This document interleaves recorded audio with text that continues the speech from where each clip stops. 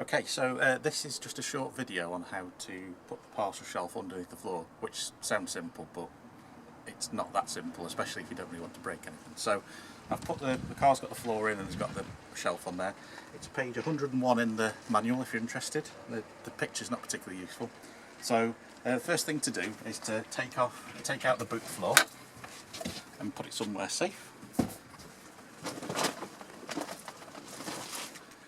Next bit is to unhook the parcel shelf, so you just rotate them and then easier said than done.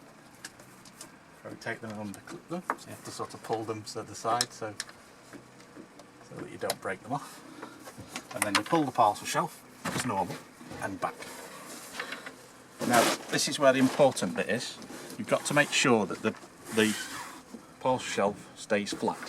So when you close it down, the actual tags will come up right, so just make sure that you make sure it goes flat, so it's completely flat in there.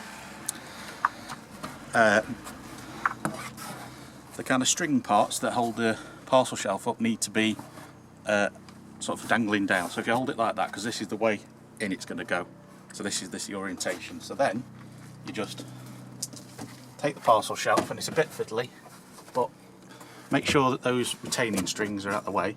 There's a little plastic area, just avoid that. If you drop that down and in, then it's in, and then you can just put that was falling in there, that's great. The strings just fall into place, and then you just replace the top. I don't think you can do it with the actual umbrella in. What a shame.